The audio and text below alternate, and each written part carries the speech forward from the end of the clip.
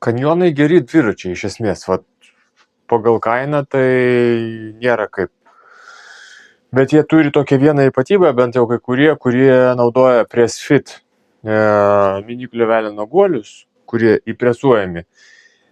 Bet kanjonas yra sugalvojęs truputėlį apeiti šitą sistemą ir padarė PressFit rėmą su PressFit guoliais, bet tie guoliai realiai neįsipresuoja, o susiveržia tarpusavėje ir va, nežinau, kelintas čia kanjonas atvažiuoja ir jie nedaveršti.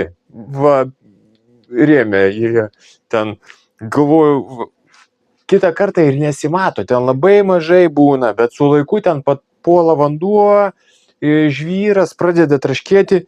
Šičia pasėmiau naujutėlis dviratis, va žmogus nusipirko, atvežė man, sako patikrink. Iš akies va matau tarpas, va iš čia matau, tai 0,4. Man tai iš akies atrodo ten 0,5, 0,4 įkrenta. 0,4, tai čia milimetrais, jeigu mes kalbam, 0,55, va. Jo, va, kaip tik 0,5 mm.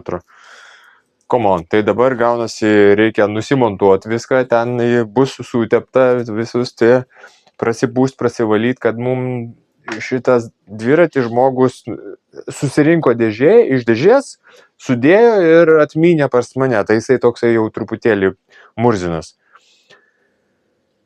Nusiimsim ir aš jums parodysiu, kaip atrodo nedaveršti guoliai ir kokius guolius naudoja kanjonas. Štai nusimečiau grandinę, o mūsų nedaveržimas atrodo, jeigu jums matysis, va štai čia. Va matot, tarp to guolio plokštumos ir rėmo yra tarpas. Va, kaipgi čia, kad šešėlį mums nemestų taip stipriai. Ir matytųsi. Štai pasėmiau 0,5 kalibrą, va, ir jisai čia mums įtelpa. O taip neturi būti. Matot?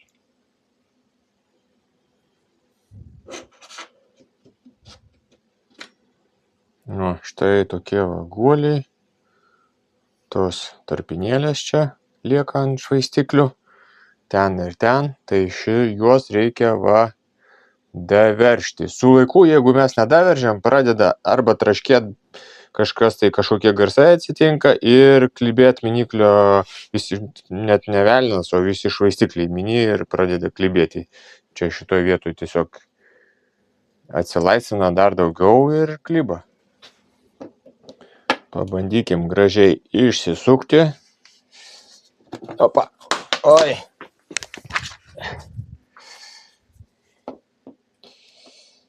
Šitie guoliavietės plastikinės, sriegio rėme nėra, todėl sriegis yra standartinis, dešininis, nei į kokią, nei į kitą pusę, nes jisai susiveržia, guoliai patys susiveržia. Tuoj parodysiu, kokiu būdu. Taip, šitas įrankis nelabai man patogus pasirodo. Turiu.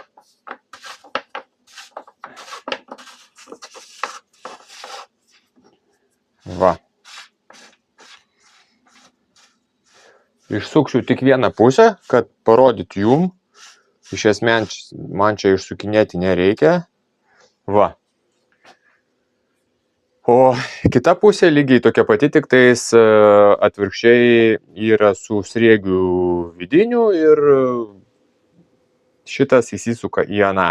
Ir tokiu būdu jie abudu taip susiveržia o šita vieta tipo įsipresuoja, bet netaip jinai stipriai įsipresuoja ir sistema veikianti.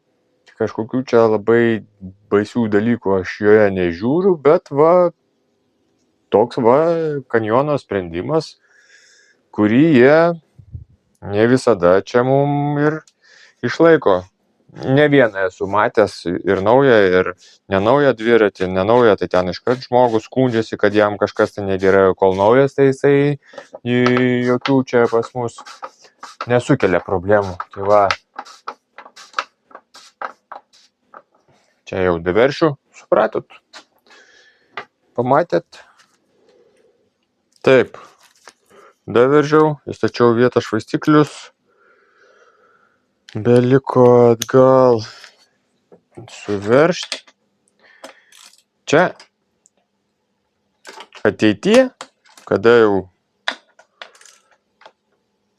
mums reiks keisti miniklio velino guolius, o juos reikės keisti, nes viskas turi savo resursą, tiesiog galima bus paprastus Press-Fit. Čia kelintyje ten, 42 standartas, ar 1, Press-Fit.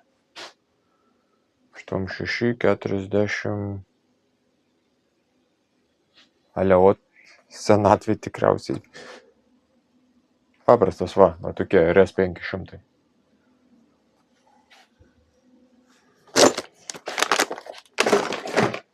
Susipresuoja ir viskas, tik tais, kad ten jau bus įpresuota. Ar šitoks sprendimas kanjono yra geresnis? Nemanyčiau, bet ar blogesnis? Irgi nemanyčiau, kodėl jie tai padarė.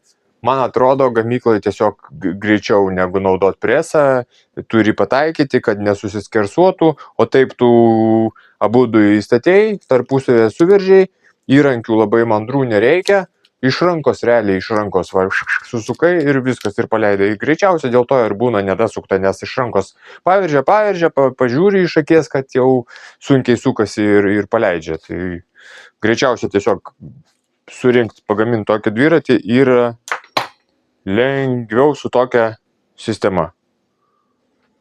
Tiksliai nepaminėjau, kad tai yra karboninis Grizzlas su 12 pavarų GRX sistema. Ir tik karboninis Grizzlas turi tokį va bairį. Palauk, o gal ne? Aliumininis, man atrodo, irgi presuojamas. Parašykit komentarą. Labai jautri pavarų sistema, rankenėlė. Vos spaudė, jeigu perspaudė, jeigu į viršų kelt, tai iš karto per abi jungia. Labai švelniai reikia spausti. Daug lengviau veikia negu 11 pavarų buvo. Taip jau labai minkštai.